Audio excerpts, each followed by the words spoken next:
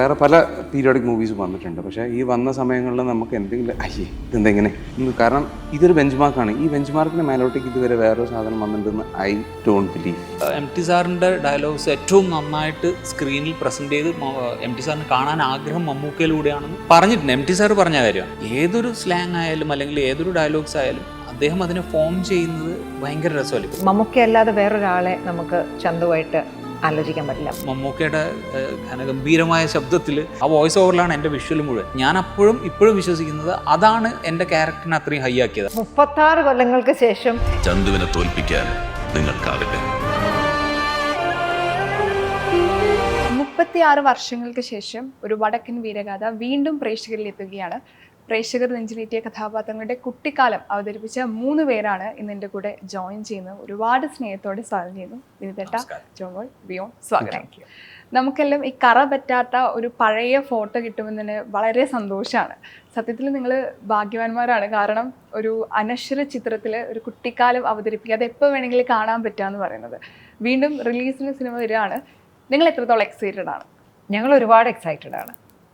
പ്രത്യേകിച്ച് കാരണം അന്ന് നമ്മൾ സിനിമയിൽ അഭിനയിച്ചു, സിനിമ റിലീസായി, ആ കണ്ടതോ ആ എക്സ്പീരിയൻസോ ഒന്നും അറിയില്ല. പിന്നീട് TV-യിൽ കാണും എന്നല്ലാതെ അതും കുറച്ചു കാലം കണ്ടിട്ടില്ല. ഈ അടുത്തൊന്നും ഞാൻ കണ്ടിട്ടില്ല.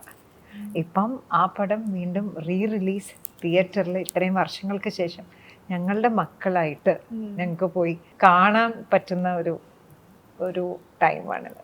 ശരിക്കും ഇത് ആദ്യമായിട്ട് തിയേറ്ററിൽ പോയി കാണുന്ന ഒരു എക്സ്പീരിയൻസ് തന്നെയാണ്. കാരണം I don't remember seeing it in theatres. അപ്പോൾ ഇത് അങ്ങനത്തെ ഒരു ഓപ്പർച്യൂണിറ്റി കൂടിയാണ് നമ്മളെ സംബന്ധിച്ചിടത്തോളം. അത് റിലീസായിട്ട് തിയേറ്ററിൽ ഒന്നും കൂടി ഫുൾ ബിഗ് സ്ക്രീനിൽ, അതും അത് പുതിയ ടെക്നോളജിക്ക് യൂസ് ചെയ്ത് റീമാസ്റ്റർ ചെയ്ത് 36 കൊല്ലം എന്ന് വെച്ചാൽ ലോങ് ടൈം അല്ലേ. അപ്പോൾ അത് തിയേറ്ററിൽ നമ്മളെ ചെയ്ത പടം, അപ്പോൾ എന്നെ സംബന്ധിച്ചിടത്തോളം അത്രയും എക്സൈറ്റ്മെന്റ് ഉണ്ട്. ആദ്യമായിട്ടാണ് തിയേറ്ററിൽ കണ്ട ഓർമ്മയില്ല. അപ്പം എനിക്ക് ദേവദൂതൻ ഇറങ്ങിയപ്പോൾ നമ്മൾ എക്സ്പെക്ട് ചെയ്തതിനേക്കാൾ വലിയൊരു പ്രേക്ഷകർ അത്രയും മാത്രം അതിനെ റിസീവ് ചെയ്തിട്ടുണ്ടായിരുന്നു. അപ്പോൾ അന്നും നമ്മൾ തിയേറ്ററിൽ ചെന്ന് കാണുമ്പോൾ ഇപ്പോഴത്തെ ടെക്നോളജി ഉണ്ടല്ലോ, സൗണ്ട് അറ്റ്മോസിലേക്ക് ഇപ്പോൾ 4K മാസ്റ്റർ ചെയ്തിട്ട് വരുമ്പോൾ അന്ന് നമ്മൾ കണ്ട കളേഴ്സായി ആയിരുന്നില്ല നമ്മൾ ഇപ്പോൾ കണ്ടത്. അത്രമാത്രം എൻഹാൻസ്ഡ് ആയിരുന്നു അതിൻ്റെ ഓരോ വിഷ്വലും സൗണ്ടും. അത് തിയേറ്റർ എക്സ്പീരിയൻസ് ചെയ്താലേ നമുക്കത് മനസ്സിലാവുള്ളൂ. അപ്പോൾ അതേപോലെ അത്രയും വലിയൊരു സ്പെക്ട്രം ഉള്ളൊരു സിനിമയാണ് ഒരു വടക്കൻ വീരഗാഥ. പിന്നെ അതൊരു ക്ലാസിക്കാണ് എല്ലാ കാലത്തും നമുക്ക്. കാരണം വടക്കൻ പാട്ടുകളെ ബേസ് ചെയ്തിട്ട് ഒരു സിനിമ ഞാൻ ഹരിയൻ സാർ പറഞ്ഞത് ഞാൻ കേട്ടത്, പ്രേംനസീർ സാറാണ് ഹരിയൻ സാറിൻ്റെ അടുത്ത് ആദ്യം ഇങ്ങനെ ഒരു വടക്കൻ പാട്ടിനെ ബേസ് ചെയ്തിട്ട് ഒരു സിനിമ ചെയ്യാൻ പറയുന്നത്. അങ്ങനെ ഉദയയിൽ അതിന് മുമ്പ് ചെയ്ത എല്ലാ പടങ്ങളും ഹരിയൻ സാറിന് വേണ്ടി മാത്രം അവർ കാണിച്ചു കൊടുക്കുകയും അത് കഴിഞ്ഞിട്ടാണ് ആ സമയത്ത് MT സാറിൻ്റെ അടുത്ത് പറഞ്ഞ് പിന്നെ കാലങ്ങൾക്ക് ശേഷമാണ് ഇത് സിനിമയായിട്ട് വരുന്നത്. അപ്പോൾ വടക്കൻ പാട്ടുകളെ ബേസ് ചെയ്തിട്ടുണ്ടായ സിനിമകളിലെ ഏറ്റവും മികച്ച സിനിമകളിൽ ഒന്നാണ് വടക്കൻ വീരഗാഥ. അപ്പോൾ അത് ഇന്നത്തെ ജനറേഷന് നമുക്ക് പ്രസൻറ്റ് ചെയ്യാൻ പറ്റുന്നു എന്നുള്ളത്, നമ്മളതിൻ്റെ പാർട്ടായതുകൊണ്ട് തന്നെ അതിൽ നമ്മൾ പ്രൗഡാണ്, അതിൽ ഭയങ്കര സന്തോഷമുണ്ട്. ബട്ട് പുതിയ ജനറേഷൻ അത് ആരും കണ്ടിട്ടില്ല ഈ സിനിമ. എത്രയോ പേര് എനിക്ക് തോന്നുന്നത് സിനിമയെ കണ്ടിട്ടില്ലാത്ത ഒരുപാട് ആളുകളുണ്ട്. കണ്ട ആളുകൾക്ക് ബിഗ് സ്ക്രീനിൽ എക്സ്പീരിയൻസ് ചെയ്യുക. എപ്പോഴും സിനിമ 2 എക്സ്പീരിയൻസ് തന്നെയാണത്. നമ്മളൊരു സിസ്റ്റത്തിൽ കാണുന്ന അല്ലെങ്കിൽ ഒരു TV-യിൽ കാണുന്നതും ബിഗ് സ്ക്രീനിൽ കാണുക എന്ന് പറയുന്നത് തിയേറ്ററിന് അകത്തുനിന്ന് കിട്ടുന്ന ഒരു എക്സ്പീരിയൻസ് രണ്ടാണല്ലോ. അപ്പോൾ ആ രീതിയിൽ നമുക്കിത് വീണ്ടും പ്രസൻറ്റ് ചെയ്യാൻ ഒരു അനുഗ്രഹമാണ് നമുക്ക് വീണ്ടും, അല്ലേ? എത്ര പേർക്ക് നമുക്ക് ഇതേപോലെ സിനിമകൾ, കാരണം അതിന് കൃത്യമായിട്ടുള്ള കോപ്പി വേണം, അതിന് കൃത്യമായിട്ടുള്ള എല്ലാ ടെക്നോളജി സപ്പോർട്ട് ചെയ്യുന്ന രീതിയിലുള്ള നമ്മുടെ കയ്യിൽ ഡോക്യുമെൻറ്റ്സ് ഉണ്ടെങ്കിൽ മാത്രമേ നമുക്കത് ചെയ്യാൻ പറ്റൂ. ഫയൽ കൃത്യമായിട്ട് വേണം. അപ്പോൾ അതെല്ലാം വടക്കൻ വീരഗാഥയും അതേപോലെ, കാരണം ദേവദൂതനും അതേപോലെ ആയിരുന്നു, അങ്ങനെ സൂക്ഷിച്ചു വെക്കപ്പെട്ടത് കൊണ്ടാണ് അത് നമുക്ക് പറ്റിയത്. അതുപോലെ വടക്കൻ വീരഗാഥയും വരികയാണ്. അപ്പോൾ അത് ഞാൻ ഇവർ പറഞ്ഞ പോലെ തന്നെ എനിക്കും ഇത് തിയേറ്ററിന് എക്സ്പീരിയൻസ് ചെയ്യണം. അന്ന് ഞാൻ എൻ്റെ ഓർമ്മയിൽ കണ്ണൂരിൽ കവിതാ തിയേറ്ററിലാണ് ഈ സിനിമ വടക്കൻ വീരഗാഥ വന്നത്. അപ്പോൾ അന്ന് ഞാൻ 2-3 തവണ അന്ന് പോയിട്ട് കണ്ടിട്ടുണ്ട് ഫാമിലിയുടെ കൂടെയും ഇതൊക്കെ. പക്ഷേ അന്ന് കാണുമ്പോൾ ഉണ്ടാകുന്ന ഒരു എക്സ്പീരിയൻസ് ഞാൻ എപ്പോഴും പറയുന്ന ഒരു കാര്യമുണ്ട്. നമ്മൾ കുട്ടിക്കാലത്ത് നമുക്ക് വലുത് എന്ന് തോന്നിയത് നമ്മൾ വലുതായിട്ട് കാണുമ്പോൾ നമുക്ക് ചെറുതായിട്ട് തോന്നും. അതുപോലെ തന്നെ കുട്ടിക്കാലത്ത് നമ്മൾ കണ്ട ഒരു പേഴ്സ്പെക്റ്റീവേ ആയിരിക്കില്ല. അപ്പോൾ ആ രീതിയിൽ തിയേറ്ററിൽ അന്ന് ഞാൻ എക്സ്പീരിയൻസ് ചെയ്തതിൽ നിന്നും വേറൊരു എക്സ്പീരിയൻസ് ആയിരുന്നു എനിക്ക് ദേവദൂതൻ കണ്ടപ്പോൾ കിട്ടിയത്. അപ്പോൾ അതുപോലെ ഞാൻ വെയിറ്റിംഗ് ആണ് ഇപ്പോൾ വടക്കൻ വീരഗാഥ തിയേറ്ററിൽ എല്ലാവരും കൂടി ഇരുന്ന് കാണുക. മാത്രമല്ല നമ്മുടെയൊക്കെ വിഷനും ഒക്കെ നമ്മൾ ഒരുപാട് സിനിമകൾ കണ്ട് ഒരുപാട് ലൈഫും ഒക്കെ മാറി. അപ്പോൾ ഈ സമയത്ത് അത് വീണ്ടും അതൊരു വലിയ അനുഗ്രഹമായിട്ട് വിചാരിക്കും. അനുഗ്രഹമാണ്. ഇപ്പം 5-6 വയസ്സൊക്കെ ഉള്ള സമയത്താണല്ലോ ഈ സിനിമ റിലീസാവുന്നത്. ഇത്രയും വലിയൊരു സിനിമയുടെ ഭാഗമാണെന്ന് ചിന്തിക്കാൻ പോലും പറ്റാത്ത സമയത്താണ് നിങ്ങളുടെ ഈ സിനിമയുടെ ഭാഗമാവുന്നത്. അതിപ്പം റിലീസിന് ഒരുങ്ങുന്ന ഒരുപാട് അവാർഡുകൾ തേടി വന്ന ഒരു ചിത്രം. എപ്പോഴാണ് നിങ്ങൾ ഇത് ഇത്ര വലിയൊരു സിനിമയുടെ ഭാഗമായിരുന്നു ഞങ്ങൾ ഒന്ന് ചിന്തിച്ചു തുടങ്ങിയത് എപ്പോഴായിരുന്നു? ഞാൻ ആക്ച്വലി എനിക്ക് സ്റ്റേറ്റ് അവാർഡ് ഉണ്ടായിരുന്നു ആ സിനിമയിൽ. അപ്പോൾ ഞാൻ മമ്മൂക്കേനെ അതിന് മുമ്പ് ദൂരത്തുനിന്ന് കണ്ടതേ ഉള്ളൂ. അപ്പോൾ ഈ സ്റ്റേറ്റ് അവാർഡിന് അവിടെ ചെന്ന് ഇരിക്കുമ്പോഴാണ് സ്റ്റേറ്റ് അവാർഡിൻ്റെ വേദിയിൽ അവിടെ അനൗൺസ് ചെയ്യുമ്പോഴാണ് തിലകൻ സാറ്, MT സാറ്, അങ്ങനെ എല്ലാവർക്കും, തിലകൻ ചേട്ടൻ അന്ന് കിരീടത്തിനായിരുന്നു അവാർഡ്, പിന്നെ ഉർവേശ് ചേച്ചി, ചിത്ര ചേച്ചി, അങ്ങനെ വലിയ ആളുകളെല്ലാം ഇരിക്കുന്ന ഒരു വേദിയിലേക്ക് ഞാനന്ന് ചെറിയ പ്രായമല്ലേ, എന്നെ കൊണ്ട് ഇരുത്തിയപ്പോഴാണ് ഞാൻ ഏതോ ഒരു വലിയൊരു സംഭവത്തിൻ്റെ ഭാഗമായിട്ടുണ്ട് എന്നുള്ളൊരു തോന്നൽ എനിക്കുണ്ടാകുന്നത്. എനിക്കപ്പോഴും അറിയില്ലായിരുന്നു എങ്ങനെയാണ് എനിക്ക് അങ്ങനെ ഒരു അവാർഡ് കിട്ടിയത്, കാരണം ഞാൻ എന്താണ് അതിനകത്ത് അഭിനയിച്ചത് കൊണ്ട്, എന്താണ് ഞാൻ അതിനകത്ത് ചെയ്തതൊന്നും എനിക്കറിയില്ല. പക്ഷേ ഞാൻ ആദ്യം പറഞ്ഞതുപോലെ ഞാൻ ഈ സിനിമ തിയേറ്ററിൽ നിന്ന് കാണുമ്പോൾ ഞാൻ നോക്കിയൊരു കാര്യം, ഞാൻ അതിനകത്ത് ഒരു ഡയലോഗും പറഞ്ഞിട്ടില്ല. അപ്പോൾ എൻ്റെ സീൻ കാണിക്കുമ്പോഴൊക്കെയും പിറകിൽ മമ്മൂക്കയുടെ ഘനഗംഭീരമായ ശബ്ദത്തിൽ MT സാറിൻ്റെ മനോഹരമായിട്ടുള്ള ഡയലോഗ്സാണ് അതിൻ്റെ മുകളിൽ കിടക്കുന്നത്. ആ വോയിസ് ഓവറിലാണ് എൻ്റെ വിഷ്വൽ മുഴുവൻ. അപ്പോൾ ഞാൻ ഒട്ടും ഇതില്ലാതെ പറയാണ്, ഞാൻ ഇപ്പോഴും വിശ്വസിക്കുന്നത് അതാണ് എൻ്റെ ക്യാരക്ടറിനെ അത്രയും ഹൈ ആക്കിയത്, അല്ലെങ്കിൽ ആസ് എ പെർഫോമർ അല്ലെങ്കിൽ ഒരു ആർട്ടിസ്റ്റ് എന്നുള്ള രീതിയിൽ നോട്ടീസ് ചെയ്യപ്പെടാൻ കാരണം ഇതാണ്. അത് ഹരിഹരൻ സാറ് കൃത്യമായിട്ട് മോൾഡ് ചെയ്തിട്ടുണ്ട്. ഇപ്പം ഞങ്ങളുടെയൊക്കെ ആ പ്രായത്തിൽ ഒരു ക്യാരക്ടറിനെ ഉൾക്കൊണ്ട് അല്ലെ അതിനെ ഇന്റേണലൈസ് ചെയ്ത് അഭിനയിക്കാനൊന്നും അറിയുന്ന പ്രായമല്ലല്ലോ. അപ്പം നമ്മളെ കൃത്യമായിട്ട് നമുക്കൊരു ഇൻഫർമേഷൻ ഫീഡ് ചെയ്ത് കിട്ടണം. അപ്പോൾ അത് ഹരിഹരൻ സാർ കൃത്യമായിട്ട് ഞങ്ങൾക്ക് തന്നിരുന്നു. അപ്പോൾ അത് ഫസ്റ്റ് ടേക്ക് കഴിഞ്ഞപ്പോൾ തന്നെ അവിടെ ക്ലാപ്പ് ചെയ്യുകയും ഹരിഹരൻ സാർ വെരി ഗുഡ് എന്ന് പറയുമ്പോൾ തന്നെ ഞാൻ ഓണായി. കൊള്ളാം, ഇത് എവിടെയോ ഞാൻ ചെയ്യുന്നത് കറക്റ്റ് ആവുന്നുണ്ട്. നമുക്കറിയില്ല അതിനു മുമ്പ് നമ്മുടെ പെർഫോമൻസ് കറക്റ്റ് ആണോ, പക്ഷേ അത് വർക്കായി എന്ന് പറയുമ്പോൾ ഭയങ്കര സന്തോഷം. അതിൻ്റെ ഈ വലിയ സിനിമയുടെ ഭാഗമാണെന്ന് അറിഞ്ഞത് അന്ന് അവാർഡ് കിട്ടിയപ്പോഴാണ്. ഓക്കെ, ഞാനൊരു വലിയ കാരണം അന്ന് നമുക്ക് കുറേ സ്വീകരണം ഉണ്ടാകുന്നു.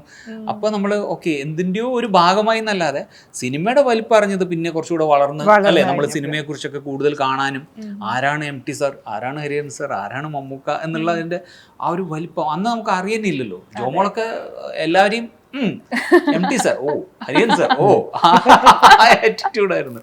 കാരണം ഞങ്ങൾ ഇന്ന് മുഴുവൻ ജോമോളെ റോസ്റ്റ് ചെയ്ത് നമുക്ക് വയ്യാണ്ടായി. നമുക്ക് കൊടുത്താൽ കൊല്ലത്തം കിട്ടുന്ന പറയത്തില്ലേ, കർമ്മ ഒക്കെ പറഞ്ഞ പോലെ 36 കൊല്ലങ്ങൾക്ക് ശേഷം എല്ലാവരും കൂടെ എന്നെ എയറിലാക്കി വെളിപ്പെടുത്തലുകളായിരുന്നു. അതും ഓൺ എയർ ആണ് പോയത്. അന്ന് ഞാൻ ആരും അറിയാതെ ഡിസ്ക്രീറ്റ് ആയിട്ട് ചെയ്ത കാര്യങ്ങൾ പക്ഷേ അത് അവസാനമായപ്പോഴേക്കാണ് ഇപ്പൊ സമ്മതിച്ചു തുടങ്ങുന്നത്. ഞാൻ ഡിസ്ക്രീറ്റ് ആയിട്ട് ചെയ്ത കാര്യങ്ങളായിരുന്നു.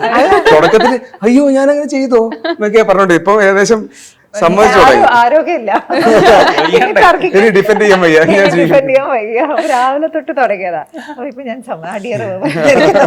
നിങ്ങളും ഈ പറഞ്ഞ വലുതായതിനു ശേഷമാണ് ഈ ഒരു ഇത്രയും വലിയൊരു സിനിമയുടെ ഭാഗമായിരുന്നു ചിന്തിച്ചു. അതെ, ഒരു ഇത് TV വന്ന സമയത്ത് ഞാൻ ഏതൊരു സെറ്റിലുള്ള സമയത്ത് അവിടെ നിന്ന് ആ ഒരു വീട്ടിൽ ഷൂട്ട് നടക്കണം. അപ്പോൾ അവിടെ ഉച്ചയ്ക്ക് ഈ പടം സ്ക്രീൻ ചെയ്യുന്നതായിരുന്നു ചാനൽ. അപ്പോൾ അവിടുത്തെ പിള്ളേരും കാര്യങ്ങളും അവിടുത്തെ പഴയ അമ്മമാരും എല്ലാവരും ഇരുന്ന് കാണുന്ന സമയത്ത് അവരുടെ കൂടെ ഞാൻ ഇരുന്ന് കണ്ടു. അന്ന് എനിക്ക് വർക്ക് ഉണ്ടായിരുന്നില്ല. ആ സമയത്താണ് ശരിക്കും ഈ കുട്ടികളും they are also excited to see the movie, അല്ലെങ്കിൽ ഈ പറയുന്ന പോലെ ഇങ്ങനത്തെ ഒരു സെറ്റപ്പിലെ കാര്യങ്ങൾ. പിന്നെ ആ ഒരു ഏജ് ഗ്രൂപ്പിലുള്ള ഒരു പ്രായമുള്ള ഏജ് ഗ്രൂപ്പിലുള്ള ആൾക്കാരെ എല്ലാവരും കൂടി ഇരുന്ന് കാണുന്ന സമയത്ത് ഞാനും ഹാഫ് വേ ചെന്നിട്ടാണ് കയറുന്നത്. ഇവർ നേരത്തെ കണ്ടു തുടങ്ങിയിട്ടുണ്ട്. അപ്പം ചില ഇംഗ്ലീഷ് പടങ്ങളൊക്കെ ഉണ്ടല്ലോ, എപ്പോൾ കയറി കണ്ടു കഴിഞ്ഞാൽ നമ്മൾ ലോക്കാവും എന്ന് പറയുന്ന പോലെ തന്നെയുള്ളൊരു സിനിമയാണിത്. അപ്പോൾ അന്ന് ഇവരെ കൂടെ ഇരുന്ന് പിന്നെ അവരെല്ലാവരും കൂടി ഈ പടത്തിനെ കുറിച്ചിട്ട് പണ്ടത്തെ അവരുടെ എക്സ്പീരിയൻസസ്, അവർ തിയേറ്ററിൽ പോയി കണ്ടത് എങ്ങനെയായിരുന്നു എന്നൊക്കെ രീതിക്കുള്ള കുറേ ഡിസ്കഷൻ സംസാരങ്ങളുണ്ടായ സമയത്താണ് കൊള്ളാം, ഇത്രയും വലിയൊരു സാധനമായിരുന്നു. പിന്നെ ഒരു പ്രാവശ്യം ഞാൻ ഇരുന്നിട്ട്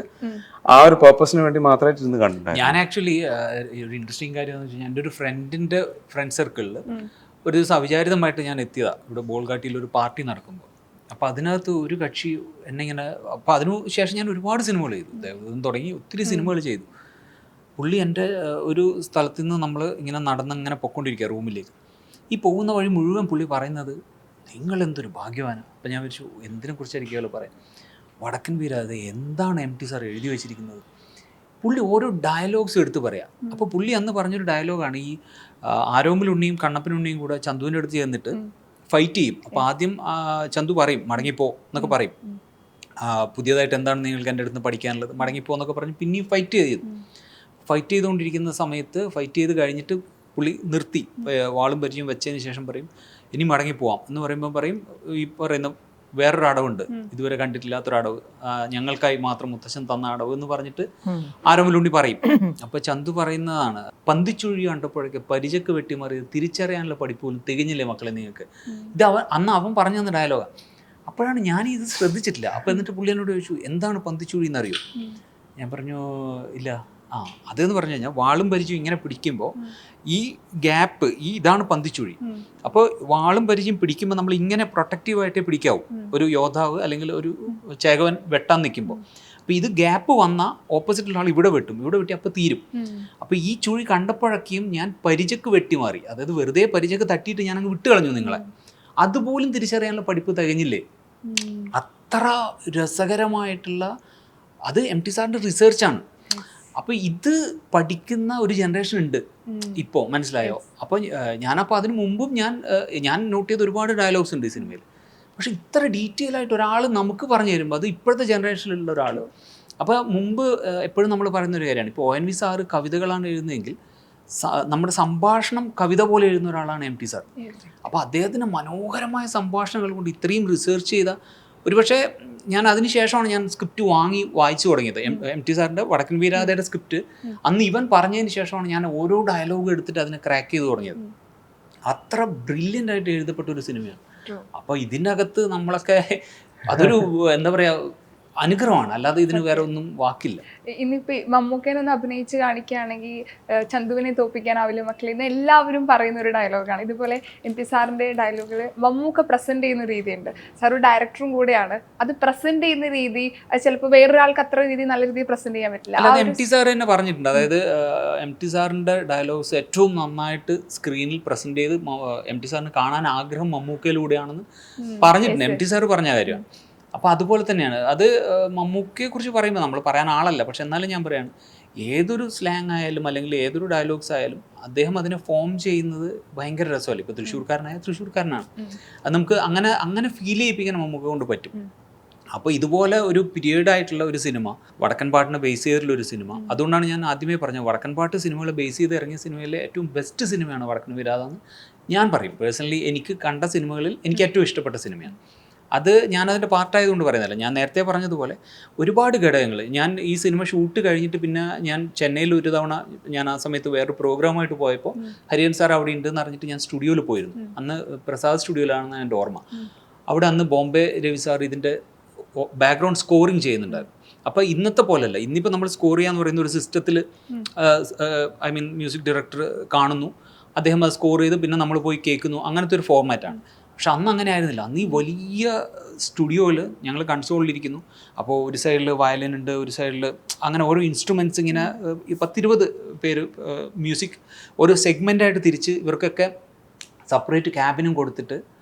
അപ്പോൾ അന്ന് ആ ഒരു സീൻ ആരോമൽ ചേകവർ വന്നിട്ട്, ആരോമൽ ഉണ്ണി വന്നിട്ട് തുറക്കുന്ന നിലവറ തുറക്കുന്ന അകത്തേക്ക് കയറി വരുന്നു. ആ മ്യൂസിക് കേട്ട സാർ ഇപ്പോഴും ഗൂസ് ബംസ് ഉണ്ട്. കാരണം അത് ഭയങ്കര ഫീലായിരുന്നു എനിക്ക് അന്ന് കേൾക്കുമ്പോൾ. അന്ന് ഞാൻ ഹരിയൻ സാറിൻ്റെ മടിയിലിരുന്നിട്ടാണ് ഞാനത് കാണുന്നത്. അപ്പോൾ അന്ന് അങ്ങനെ സ്കോർ ചെയ്ത്, അപ്പോൾ ഇത്രയും ലെജൻഡായിട്ടുള്ള ആളുകൾ, എം ടി സാറ്, ഹരിയൻ സാറ്, ബോംബെ രവി സാറ്, അവരുടെയൊക്കെ ഏറ്റവും ബെസ്റ്റ് ഇൻപുട്ട് വന്നൊരു സിനിമയാണ്. അപ്പോൾ സോ ഇറ്റ്സ് ഗ്രേറ്റ്. ഇപ്പം ഈ വടക്കൻ വീരഗാഥ സിനിമ റിലീസായതിനു ശേഷം മലയാള സിനിമയിൽ വന്ന ഒരുപാട് മാറ്റങ്ങളായിട്ട് ഞാൻ കണ്ടത്, ഇപ്പോൾ അതിനുശേഷമാണ് ഒരു സാധാരണക്കാരൻ ചിന്തിക്കുന്നതിനപ്പുറമുള്ള കഥകൾ എഴുത്തുകാർ എഴുതി തുടങ്ങി. വലിയ സിനിമകൾ പ്രൊഡ്യൂസ് ചെയ്യാൻ വേണ്ടി മുന്നോട്ട് വന്നു. അങ്ങനെ ഒരുപാട് മാറ്റങ്ങൾ ഉണ്ടായിട്ടുണ്ട്. ഒരു വടക്കൻ വീരഗാഥ റിലീസിന് ശേഷം മലയാള സിനിമയിൽ വന്നൊരു മാറ്റം എന്ന് ചോദിക്കുകയാണെങ്കിൽ നിങ്ങൾക്ക് എന്താണ് പറയാനുള്ളത്? അങ്ങനെ ഒരു സിനിമ റിലീസ് ചെയ്തതിനു ശേഷം ഒരു മാറ്റം ഒരുപാട് സിനിമകളാണ് ഒരു സിനിമയിൽ മാറ്റം കൊണ്ടുവരുന്നത്. പിന്നെ മാറ്റം എന്ന് പറയുന്നത് സിനിമയിൽ മാത്രം സംഭവിക്കുന്നതല്ല, നമ്മുടെ ചുറ്റും, നമ്മുടെ സൊസൈറ്റിയിലും എല്ലാം സംഭവിക്കുന്ന മാറ്റത്തിന്റെ ഭാഗം സിനിമയിലും റിഫ്ലക്റ്റ് ചെയ്യും. അല്ലാതെ സിനിമയ്ക്ക് ഒരു ഇൻഡിവിജ്വൽ ഐഡന്റിറ്റി ഇല്ല എന്നാണ് ഞാൻ വിശ്വസിക്കുന്നത്. ഇപ്പം ബഷീറിന്റെ മതിലുകളിൽ എന്ന സിനിമയിൽ നാരായണി എന്നൊരു കഥാപാത്രമുണ്ട്. അപ്പം നമ്മൾ ശബ്ദം കൊണ്ട്, അതിനു മുമ്പ് ഞാൻ സിനിമ കാണുന്നതിന് മുൻപ് എൻ്റെ മനസ്സിലൊരു സുന്ദരിയായിട്ടുള്ള ഒരു പെൺകുട്ടി എന്നൊരു ഇമാജിൻ മാത്രമേ ഉണ്ടായിരുന്നുള്ളൂ. സിനിമ കണ്ടതിന് ശേഷം നമുക്ക് KPC ലളിതാമ്മനെ അല്ലാതെ നമുക്ക് ചിന്തിക്കാൻ പറ്റില്ല. ശബ്ദം കൊണ്ടാണെങ്കിൽ കൂടെ നമുക്ക് അതിൽ വേറൊരു കഥാപാത്രം ചിന്തിക്കാൻ പറ്റില്ല. ഈ സിനിമയാണെങ്കിൽ ചന്തു എന്ന കഥാപാത്രം വേറൊരാളെ കൊണ്ട് നമുക്കൊരു ഇമാജിൻ ചെയ്യാൻ പറ്റില്ല. ഒരാളുടെ ശബ്ദം കൊണ്ടാണെങ്കിൽ ഒരാൾ അഭിനയം കൊണ്ട്, അദ്ദേഹത്തിന്റെ അഭിനയം, അല്ലെങ്കിൽ ഇപ്പം അതിനുശേഷം ഒരുപാട് ചരിത്ര സിനിമകൾ റിലീസായിട്ടുണ്ട്. പക്ഷെ പക്ഷെ എങ്കിലും അദ്ദേഹം ചെയ്ത കഥാപാത്രങ്ങൾ, അദ്ദേഹം തന്നെ അഭിനയിച്ച സിനിമകളാണെങ്കിലും നമുക്ക് ചന്തുവിനെ കമ്പയർ ചെയ്തുകൊണ്ട് മുന്നോട്ട് വന്നിട്ടുണ്ടെങ്കിൽ നമുക്ക് ആ ചെയ്ത കഥാപാത്രങ്ങൾ അല്ലാതെ നമുക്ക് ചിന്തിക്കാൻ കൂടി വയ്യ. എപ്പോഴും ചിന്തിച്ചിട്ടുണ്ടോ ഇദ്ദേഹം അല്ലാതെ മറ്റൊരാൾക്ക് ഈ കഥാപാത്രം ചെയ്യാൻ പറ്റുമോ? ഇല്ല, അത് കുറച്ച് പാടായിരിക്കും. കാരണം ഞാനിപ്പം it's not just about this Mammukka എന്ന് പറയുന്ന ഒരാളുടെ കാര്യം മാത്രമല്ല, ഈ പടത്തിനെ കമ്പയർ ചെയ്യാൻ പറ്റാവുന്ന ഒരു പീരിയോഡിക് മൂവി വേറെ ഉണ്ടോ? അതായത് in every aspects, not performance അല്ല, ഇൻ സ്ക്രിപ്റ്റിംഗ് ഏരിയയിലാണെങ്കിലും ആർട്ടാണെങ്കിലും കോസ്റ്റ്യൂംസ് ആണെങ്കിലും എല്ലാം കൊണ്ടും ഒരു നമുക്ക് വേറെ പല പീരിയോഡിക് മൂവീസ് വന്നിട്ടുണ്ട്. പക്ഷേ ഈ വന്ന സമയങ്ങളിൽ നമുക്ക് എന്തെങ്കിലും ഇതെന്തെങ്ങനെ, കാരണം ഇതൊരു ബെഞ്ച് മാർക്കാണ്. ഈ ബെഞ്ച് മാർക്കിന് മേലോട്ടേക്ക് ഇതുവരെ വേറൊരു സാധനം വന്നിട്ടുണ്ടെന്ന് ഐ ഡോണ്ട് ബിലീവ്. പിന്നെ ഇപ്പോൾ ഇത്രയും ടെക്നോളജിയും കാര്യങ്ങളും ഉണ്ടായി കഴിഞ്ഞിട്ട് കുറേ അറ്റംപ്റ്റുകൾ ഉണ്ടായിട്ടുണ്ടല്ലേ. പീരിയോഡിക് ഭയങ്കര മേജർ പീരിയോഡിക് മൂവീസ് ഒക്കെ ചെയ്യാനുള്ള അറ്റംപ്റ്റുകൾ ഉണ്ടായിട്ടും അത് അതിനകത്ത് എന്താണെന്നറിയോ, ഒരു ബ്ലെൻഡ് ഉണ്ടാവുക എന്ന് പറയും. ഒരു സിനിമ അത് സംഭവിക്കുമ്പോൾ അതിനകത്ത് ഒരു കളക്റ്റീവ്, ഒരു കൊളാബറേറ്റഡ് ആർട്ടാണല്ലോ. അതിനകത്ത് ഈ പറയുന്ന വ്യക്തികൾ എന്നുള്ളതിനപ്പുറത്ത് ഒരു എനർജിയും കൂടെ അവിടെ നമ്മളെ സപ്പോർട്ട് ചെയ്യും. ഇപ്പോൾ ഞാൻ പറഞ്ഞില്ലേ, നസീർ സാർ അന്ന് പറഞ്ഞിട്ട് അന്ന് ഉദയക്ക് വേണ്ടിയിട്ട് തന്നെ ചെയ്യാനൊക്കെ ആയിരുന്നു, നടന്നില്ല. പിന്നെ PVG സാറാണ് ആക്ച്വലി ഇങ്ങനൊരു സിനിമ, ഒരു വടക്കൻ പാട്ടിനെ ബേസ് ചെയ്തൊരു സിനിമ ചെയ്യാമെന്ന് ഹരിഹരൻ സാറിൻ്റെ അപ്രോച്ച് ചെയ്യുമ്പോൾ ഹരിഹരൻ സാറാണ് MT സാറിൻ്റെ അടുത്ത് പറയുന്നത്. അങ്ങനെ അതോ MT സാറ് വിളിച്ചിട്ട് ഹരിഹരൻ സാറെന്ന് എനിക്കറിയില്ല. അപ്പോൾ അതിനകത്ത് ഗൃഹലക്ഷ്മി പ്രൊഡക്ഷൻസ് വരുന്നു. കാരണം ഇത്രയും ബഡ്ജറ്റുള്ളൊരു സിനിമ ചെയ്യണമെങ്കിൽ അതിന് കൃത്യമായിട്ട് ആ സിനിമ അറിയുന്ന ഒരു പ്രൊഡ്യൂസറും കൂടെ പ്രൊഡക്ഷനും കൂടെ സപ്പോർട്ട് ചെയ്യണം. അപ്പോൾ അങ്ങനെ ഒരു പ്രൊഡക്ഷൻ വരുന്നു, അതിനകത്ത് ഇത്രയും ആളുകളുടെ മാസ്റ്റേഴ്സിൻ്റെ ഒരു കൊളാബറേഷൻ വരുന്നു. അത് എപ്പോഴെങ്കിലൊക്കെ സംഭവിക്കുള്ളൂ. അത് ഞാൻ പറഞ്ഞില്ലേ, ഇത് കറക്റ്റ് അതിനുള്ളൊരു എൻവയോൺമെൻറ്റ് സെറ്റ് ആവുമ്പോൾ വരുന്നതാണ് ഇങ്ങനെയുള്ള ക്ലാസിക്കുകൾ. അത് സംഭവിച്ചു. ഇതിനെക്കുറിച്ച് എന്താ മാമിന് പറയാനുള്ള ഒരു സിനിമ?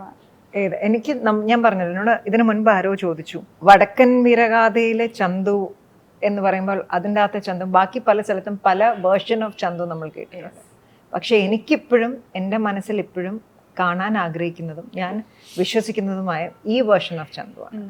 ഇതുപോലെ മമ്മൂക്ക മാത്രമല്ല, മമ്മൂക്ക അല്ലാതെ വേറൊരാളെ നമുക്ക് ചന്തുവായിട്ട് ആലോചിക്കാൻ പറ്റില്ല. മാധവി അല്ലാതെ വേറൊരാളെ നമുക്ക് ഉണ്ണിയാർച്ചയായിട്ട് കാണാൻ പറ്റില്ല. ക്യാപ്റ്റൻ രാജു സാർ അല്ലാതെ വേറൊരാളെ അരിങ്ങോടരായിട്ട് നമുക്ക് ഇതിനകത്തുള്ള ക്യാരക്ടർ, നമുക്ക് ആ ആർട്ടിസ്റ്റിനെ അല്ല നമ്മൾ കാണുന്നത്, ആ ഒരു ക്യാരക്ടറിനെയാണ്. നമുക്ക് വേറൊരാളെയും നമുക്ക് അതിനകത്ത്, അരിങ്ങോടർ എന്ന് പറയുമ്പോൾ നമ്മളിപ്പോൾ പഠിക്കാൻ പോവുകയാണെങ്കിൽ നമ്മുടെ മനസ്സിൽ ക്യാപ്റ്റൻ രാജു സാറിൻ്റെ മുഖമേ നമുക്ക് വരുള്ളൂ. ഉണ്ണിയാർച്ച എന്ന് പറയുമ്പോൾ മാധവി അല്ലാതെ വേറൊരാളെയും നമുക്ക് അതിനകത്ത് പിക്ചറൈസ് എനിക്ക് പറ്റില്ല. ഞാൻ അതിനകത്ത് മറ്റേ അരിങ്ങോടര് ചന്തു വീണ്ടും അവിടെ കളരിയിൽ പഠിക്കാൻ ചെല്ലുമ്പോൾ അരിങ്ങോടര് വാളൊന്നും എടുക്കാതെ ഇങ്ങനെ നിന്നിട്ട് ഫൈറ്റ് ചെയ്യും. വെട്ടിക്കോന്ന് പറയും. എത്ര പ്രാവശ്യം ഞാനത് പ്രാക്ടീസ് ചെയ്ത് നോക്കി എന്ന് പറയാം. വെട്ടിക്കോ വാങ്ങി അവിടെ ഉണ്ടായിരിക്കും. പക്ഷെ കളരിയില് ഫൈറ്റ് സീനൊക്കെ ചെയ്തിട്ടുണ്ടല്ലോ. ചെയ്തിട്ടുണ്ട്. ഞാൻ പിന്നെ കളരി പഠിക്കുകയൊക്കെ ചെയ്തു. പക്ഷെ ഞാൻ പറയുന്നത് ആ കുട്ടിക്കാലത്ത് അത് ഭയങ്കര മാസീവ് സീനായിരുന്നു. കാരണം അങ്ങനെ ചന്തുവിന്റെ അടുത്ത് വന്ന് നിന്നിട്ട് വാള് ഒരാളുടെ കൈ കൊടുത്തിട്ട് വാളൊന്നും പിടിക്കാതെ ഒരാളിങ്ങനെ നിന്നിട്ട് എന്ന് പറഞ്ഞിട്ട് പുള്ളി വെട്ടുന്നതിന് മുമ്പ് കയ്യിൽ ഇങ്ങനെ തട്ടി തട്ടി. പിന്നെ ഞാൻ കളരി പഠിക്കുമ്പോൾ ഞാൻ പഠിച്ചു. പക്ഷെ അന്ന് കുട്ടിക്കാലത്ത് ഇതേപോലെ മറ്റേ ചെറിയ വടി അനിയന്റെ കൈ കൊടുത്തിട്ട് വെട്ടിക്കോ അയ്യോ, അത് ഞാൻ പറഞ്ഞത് ആ സീനിന്റെ ഇമ്പാക്ട് പറഞ്ഞതാ. നിങ്ങളിപ്പോ കുറച്ച് എല്ലാവരും കൂടെ ആയിട്ട് സംസാരിക്കുന്ന സമയത്ത് നിങ്ങളുടെ ഒരു വൈബ് ഉണ്ടല്ലോ, കാരണം തമാശകൾ പറയാ. ഞങ്ങൾ ആക്ച്വലി നിങ്ങൾ കണ്ട ഞങ്ങളുടെ വൈബ് ഡൗൺ ആയിരുന്ന സമയത്ത് രാവിലെ ഞങ്ങളെ കാണണമായിരുന്നു വൈബ്. ഈ ഷൂട്ടിംഗ് സമയത്ത് കുറച്ച് കുട്ടിയല്ലോ, ഇതിനെക്കാട്ട് വൈബും ഈ പറഞ്ഞ എനർജി കുറച്ച് കൂടുതലായിരിക്കുമല്ലോ. ഹരിഹർ സാർ ഈ ഷൂട്ടിംഗ് സെറ്റിൽ കുറച്ച് ഭയങ്കര സ്ട്രിക്റ്റ് ആയിട്ടുള്ള ഒരു ഡയറക്ടറാണ്. ശരിക്കും സാറിന് വെള്ളം കുടിച്ചോ, നിങ്ങളാണോ വെള്ളം കുടിച്ചത്? പക്ഷെ ബേസിക്കലി എന്താ വെച്ച് കഴിഞ്ഞാൽ സാറിന് അറിയാം കുട്ടികളെ എങ്ങനെ ട്രീറ്റ് ചെയ്യണം. അപ്പോൾ നമുക്കൊരിക്കലും അങ്ങനെ ഒരു ഫീല് സാറ് തന്നിട്ടേ ഇല്ല. കാരണം അതിപ്പോഴും എനിക്കറിയാം, നമ്മളൊരു കുട്ടീനെ നമ്മൾ അഭിനയിപ്പിക്കുമ്പോൾ അവരെ ഏറ്റവും കംഫർട്ട് സ്പേസിൽ നിർത്തിയാലേ നമ്മൾ ഉദ്ദേശിച്ച് കിട്ടുള്ളൂ. അപ്പോൾ അതിന് വേണ്ടിയിട്ട് ഇപ്പോൾ ജോമോൾക്കൊക്കെ എന്തൊക്കെ, കാരണം ഏറ്റവും കൂടുതൽ ഡിമാൻഡ് ചെയ്യുന്ന ഒരാളാണ് ജോമോൾ. എനിക്ക് അത് വേണം അല്ലെങ്കിൽ ഇത് വേണം എന്ന് പറഞ്ഞാൽ അന്ന് അതല്ലേ ഞാൻ പറഞ്ഞു അന്നത്തെ കൃത്യമായിട്ട്. അതേപോലെ ഇപ്പം ഞാൻ എങ്ങനെയാണ്, ഇപ്പൊ ബിയോൺ എങ്ങനെയാണ്, അതുപോലെ ഓരോരുത്തരെയും റോഷന്റെ അടുത്ത്. അപ്പോൾ നമുക്ക് ഓരോ കറക്റ്റ് വേണ്ട ഇൻഫർമേഷൻസ് കറക്റ്റായിട്ട് നമ്മുടെ ഉള്ളിലേക്ക് തരികയും അത് എടുക്കുക എന്നുള്ളതാണ്. ഇപ്പോൾ എനിക്കറിയില്ല സ്ക്രീനിൽ കാണുമ്പോൾ നമ്മളുടെ പെർഫോമൻസ് നമ്മളിപ്പോൾ എങ്ങനെയാണ് കാണുക എന്നല്ല. പക്ഷേ അന്നത് അക്സെപ്റ്റ് ചെയ്യപ്പെട്ടത് സാറ് കൃത്യമായിട്ട് അത് മോൾഡ് ചെയ്യാൻ സാറിന് അറിയാം. അപ്പോൾ നമുക്കൊരിക്കലും അങ്ങനെ ഭയങ്കര സീരിയസ് ആയിട്ടോ അല്ലെങ്കിൽ സ്ട്രിക്റ്റ് ആയിട്ടുള്ള ഒരാളായിട്ട് നമുക്ക് ഫീൽ ചെയ്തിട്ടില്ല. ഇതുവരെ ഫീൽ ചെയ്തിട്ടില്ല. ഇല്ല. ചില സീനുകൾ കാണുമ്പോൾ മാമിന്റെ എക്സ്പ്രഷൻ ഒക്കെ കാണുമ്പോൾ നമുക്കത് മനസ്സിലാവും. തിരിഞ്ഞു ഒക്കെ ശരിക്കും അങ്ങനെ തന്നെയാ. എത്ര ഡയറി മിൽക്ക് കിട്ടിയിട്ടുണ്ട് അതെ, അതെ, അതെ. കാരണം ആ മൂമെന്റ്സ് ഒക്കെ കാണുമ്പോൾ തന്നെ അത്രയും സ്ട്രിക്റ്റ് ആയിരുന്നു, കാര്യങ്ങളൊക്കെ ചോദിച്ചു വാങ്ങുന്ന ഒരു കുട്ടിയായിരുന്നു. അത് ഇന്ന് ഇപ്പം ഇവിടെ പറഞ്ഞപ്പോഴാണ് ആദ്യം അടിയുണ്ടാക്കി വരുന്നൊക്കെ ഞങ്ങൾ ശരിക്കും ഫൈറ്റ് ആയിരുന്നു. അത് കഴിഞ്ഞിട്ട് ഫൈറ്റ് നിർത്തും. ഞാൻ ചന്തു അവിടെ കയറി വരുന്ന സമയത്ത് കാണുന്ന ഒരു സീക്വൻസ് ഉണ്ട്, ആരോഗ്യശേഖരും ഉണ്ണിയാർച്ചയും കൂടെ അടി കൂടിയിട്ട് വരുന്നത്. അതൊക്കെ ശരിക്കും അങ്ങനെ അടി തന്നെ നടന്നുകൊണ്ടിരിക്കുകയായിരുന്നു. ഇപ്പൊ നമ്മൾ ഏറ്റവും കൂടുതൽ മിസ് ചെയ്യുന്നത് റിലീസിന് വരുമ്പോൾ ഒരുപാട് ആർട്ടിസ്റ്റ് ഒരുപാട് പേര് ഇപ്പൊ നമ്മുടെ കൂടെയില്ല, എങ്കിലും നമ്മൾ മിസ് ചെയ്യുന്നത് നമ്മുടെ എം ടി വാസുദേവൻ സാറിനാണ്. കാരണം അദ്ദേഹം നമ്മളെ വിട്ടുപോയിട്ട് കുറച്ച് മാസങ്ങളെല്ലാം ആയിട്ടുള്ളൂ. PVG ഞങ്ങളെ എല്ലാം ഒരുപാട് ഈ സിനിമയുമായി ബന്ധപ്പെട്ട ഒത്തിരി ആളുകൾ, രാജ് ചേട്ടനില്ല, ക്യാപ്റ്റൻ രാജ് ചേട്ടനില്ല, ബാലങ്കേ നായർ സാറില്ല, അങ്ങനെ ഒരുപാട് മഹാരാജന്മാർ നമ്മുടെ കൂടെ ഇല്ല. അവരുടെ പ്രയും വിശ്വസൊക്കെ എന്തായാലും അതിനുണ്ടാവും. ഇപ്പം മമ്മൂക്കയുടെ ചെറുപ്പകാലമാണല്ലോ, ഇപ്പം എപ്പോഴെങ്കിലും സിനിമ ഇറങ്ങിക്കഴിഞ്ഞാൽ വർഷത്തിന് ശേഷം മമ്മൂക്ക വന്ന് പറഞ്ഞിട്ടുണ്ട്, എപ്പോഴെങ്കിലും വന്നിട്ട് അവനെ കുറിച്ച് എന്തെങ്കിലും പറഞ്ഞിട്ടുണ്ടോ? അല്ല, മമ്മൂക്ക ഓരോ സമയത്തും, ഞാൻ അതിനുശേഷം CBI സേതുരാമയ്യർ CBI ഞാനൊരു CBI ഓഫീസറായിരുന്നു. അന്നാണ് മമ്മൂക്കയായിട്ട് കുറേയും കൂടെ ടൈം നമുക്ക് ഒരുമിച്ച്, അല്ലെങ്കിൽ പലപ്പോഴും കുട്ടിക്കാലമായിരിക്കും, കുട്ടിക്കാലമാകുമ്പോൾ നമ്മൾ മമ്മൂക്കയുടെ കൂടെ ഒരുമിച്ചുണ്ടാവുന്നില്ല. പക്ഷേ വടക്കൻ വീരാത കഴിഞ്ഞിട്ട് ഞാൻ പറഞ്ഞില്ല, ആ സ്റ്റേറ്റ് അവാർഡ് ഇവൻറ്റിൽ ഞാൻ മമ്മൂക്ക അത് കഴിഞ്ഞതിന് ശേഷം എന്നെ ചേർത്ത് പിടിച്ചൊരു വളരെ ഒരു നല്ലൊരു മൊമെന്റ് എനിക്ക് ഫോട്ടോ ആയിട്ട് ഇപ്പം എൻ്റെ കയ്യിലുണ്ട്. വിയോണെ നമ്മള് കുറേ നാളിന് ശേഷമാണെങ്കിൽ ഒരു ഇന്റർവ്യൂവിൽ ഇരിക്കണേ, അതിൻ്റെ ഒരു സന്തോഷമുണ്ട്. പണ്ട് കാലത്ത് എല്ലാ നായകന്മാരുടെ ചെറുപ്പകാലം ചെയ്ത ഒരാൾ ഇപ്പം റെസ്റ്റോറൻറ്റുകാരായിട്ട് സജീവമായിട്ട് പോവാണ്, എങ്കിലും സിനിമയിലേക്ക് ഒരു നല്ലൊരു കഥാപാത്രത്തിൽ വരണമെന്ന് ഞങ്ങൾ ആഗ്രഹിക്കുന്നുണ്ട്. ഇനി എപ്പോഴാണ് ഇത് കാണാൻ പറ്റുക? അല്ല, അങ്ങനെ ഒരു ശ്രമം ഇല്ലാണ്ടിരിക്കുന്നില്ല. പക്ഷേ ഈ പറഞ്ഞ പോലെ വരുന്ന സബ്ജക്റ്റുകളോ കാര്യങ്ങളോ പലപ്പോഴും നമുക്കൊരു അറ്റ്ലീസ്റ്റ് സിനിമ 50-50 എങ്കിലും ആ 50% കോൺഫിഡൻസ് എങ്കിലും നമുക്ക് ഇല്ലാതെ ഇനി ഒരു സാധനം അറ്റംപ്റ്റ് ചെയ്യാൻ ഞാനില്ല. അപ്പോൾ അതുകൊണ്ട് പാരലി നമുക്കൊരു പ്രൊഡക്ഷൻ ഹൗസും ഉണ്ട് ചെറിയ, പക്ഷേ ഷോർട്ട് ഫിലിംസും മ്യൂസിക് വീഡിയോസൊക്കെ ചെയ്യുന്നതാണ്. അപ്പോൾ അതിൻ്റെ ഒരു ഫിലിമിൻ്റെ ഒരു ഐഡിയാസ് ഉണ്ട്. അപ്പം അഭിനയമാണോ പ്രൊഡക്ഷൻ ആയിരിക്കുമോ ആദ്യം എന്നുള്ളത് എനിക്കിപ്പം റൈറ്റ് നൗ എനിക്ക് പറയാൻ പറ്റില്ല. പക്ഷേ എന്തായാലും ഇക്കൊല്ലം ഒരു പടം ചെയ്യണം എന്നുള്ളൊരു ആഗ്രഹമുണ്ട്. പക്ഷെ അത് എങ്ങനെയാണ് എന്താണെന്നൊന്നും ഞാൻ ഫൈനലൈസ് ചെയ്തിട്ടില്ല. ചിത്രം പറഞ്ഞാൽ അങ്ങനെ ഒരു ലക്കുണ്ട്, രണ്ടുപേരും മമ്മൂക്കയുടെ ചെറുപ്പകാലം ചെയ്ത ആളുകളാണ്. അങ്ങനെ ഒരു ലക്കും കൂട്ടിയുണ്ട് രണ്ടുപേർക്ക്. അത് നിങ്ങൾ പറയാറുണ്ടോ? ഞാനും മമ്മൂക്കയുടെ ചെറുപ്പകാലം ചെയ്തിട്ടുണ്ട്. വേറെ എന്തൊക്കെ കണ്ടോണ്ടേ നീ മമ്മൂക്കയുടെ കുട്ടിയാണ്, ഞാനും മമ്മൂക്കയുടെ കുട്ടിയാണ്, നീ മാറുന്നേ. റേഫിൾ ക്ലബ് സക്സസ്ഫുള്ളി നമുക്ക് ഭയങ്കര സന്തോഷമാണ്. കാരണം ഒരു സമയത്ത് ഒരു ബ്രേക്ക് എടുത്തിട്ടുണ്ടായിരുന്നു, എങ്കിലും നല്ല സിനിമയുടെ ഭാഗമായിട്ട് നമ്മൾ തിരിച്ചു വേണമെന്ന് ആഗ്രഹിച്ചിട്ടുണ്ടല്ലോ. ഇപ്പൊ ഒരുപാട് റീൽസ് വരുന്നു ആൻഡ് ഒരു സൂപ്പർ ഹീറോ എന്ന രീതിയിൽ, അതിന്റെ ഒരു സന്തോഷം എങ്ങനെയുണ്ട്? തീർച്ചയായിട്ടും അത് അത്രയും നല്ലൊരു ടീമിന്റെ കൂടെ വർക്ക് ചെയ്യാന്ന് പറയുന്നത്, ആഷിഖുണ്ട്, ശ്യാമുണ്ട്, ദിലീഷ് ഉണ്ട്. അപ്പോൾ അവരുടെ ആ ടീം ഭയങ്കര സപ്പോർട്ടീവ് ആയിരുന്നു. അപ്പോൾ അത് തിയേറ്ററിൽ ഇത്രയും സക്സസ്ഫുൾ ആയി പോയി. ഇപ്പോൾ OTT വരുമ്പോഴും അത് അത്രയും അക്സെപ്റ്റ് ചെയ്യപ്പെടുമ്പോൾ ഭയങ്കര സന്തോഷമുണ്ട് എനിക്ക്. എവറി ഡേ അതുമായിട്ട് റിലേറ്റ് ചെയ്ത മെസ്സേജസ് ബ്യൂട്ടിഫുൾ ആയിട്ടുള്ള വർക്കായിരുന്നു. റീസെന്റ് നമുക്ക് ഈ വരുന്ന പോലെ മാസ്സായിട്ടുള്ള ഒരു പടം എന്നൊക്കെ തന്നെ പറയാൻ പറ്റാവുന്ന രീതിയിൽ നമുക്ക് പ്യുവർ എന്റർടൈനർ എന്നുള്ള രീതിക്ക് എല്ലാവരും നല്ലോണം പെർഫോമൻസ് ആയിട്ടുള്ള എല്ലാവരും ഭയങ്കര ബ്യൂട്ടിഫുൾ ആയിരുന്നു പടം. ഇനി എപ്പോഴാ ഉണ്ണിയാർച്ച ചന്തുമായിട്ട് ഒരു സിനിമ ചെയ്തിട്ടുണ്ട്, എങ്കിലും നിങ്ങൾ ഇനി എപ്പോഴാ ഒരു പേരായിട്ട് ഇനി എപ്പോഴാ കാണാൻ പറ്റുക? അല്ലാതെ ഞങ്ങളല്ലല്ലോ, വേറെ ഇപ്പൊ ബിയോണ്ട് കാര്യം പറഞ്ഞതുപോലെ അങ്ങനെ ഒരു ക്യാരക്ടർ ആരെങ്കിലും എഴുതി നമുക്ക് ഏറ്റവും, ഇപ്പൊ ഞാൻ പറഞ്ഞില്ലേ റൈഫിൾ ക്ലബ്ബ് കൃത്യമായിട്ട് അവർ ക്യാരക്ടറിനെ അവർ മോൾഡ് ചെയ്ത് വെച്ചിട്ടുണ്ടായിരുന്നു. അതിനകത്തേക്ക് ഞാൻ ഇന്നായി എന്നുള്ളത് മാത്രമേ ഉള്ളൂ. അതേപോലെ വരണം. തീർച്ചയായിട്ടും ഞങ്ങൾ കാത്തിരിക്കുകയാണ്. അപ്പം റിലീസിന് ഫസ്റ്റ് ഡേ ഫസ്റ്റ് ഷോക്ക് ഞാനുണ്ടാവും. ഒരുപാട് സന്തോഷമുണ്ട്, സംസാരിക്കാൻ പറ്റിയില്ല. നിങ്ങളുടെ പുതിയ പുതിയ സിനിമകളാക്കി ഞാൻ കാത്തിരിക്കുകയാണ്. എല്ലാവിധ ആശംസകളും. ഇപ്പോഴും നിങ്ങളുടെ കഥാപാത്രങ്ങളെ സ്നേഹിക്കുന്ന ഒരുപാട് പേരുണ്ട്, അപ്പോൾ അവരോട് എന്താ പറയാൻ? തീർച്ചയായിട്ടും ഈ സിനിമ നിങ്ങൾ തിയേറ്ററിൽ വന്ന് എക്സ്പീരിയൻസ് ചെയ്യണം. എപ്പോഴെങ്കിലുമൊക്കെയാണ് ഇങ്ങനെ ലൈഫിൽ ഒരു മൊമെൻറ്റ് കിട്ടുക, ഒരു ടൈം ഇതിനു വേണ്ടിയിട്ട് റെഡി ആയിട്ട് വന്നിരിക്കുകയാണ്. അപ്പോൾ എല്ലാവരും തിയേറ്ററിൽ കാണുക, ഞങ്ങളെ അറിയിക്കുക. ഒരുപാട് സന്തോഷം. Thank you.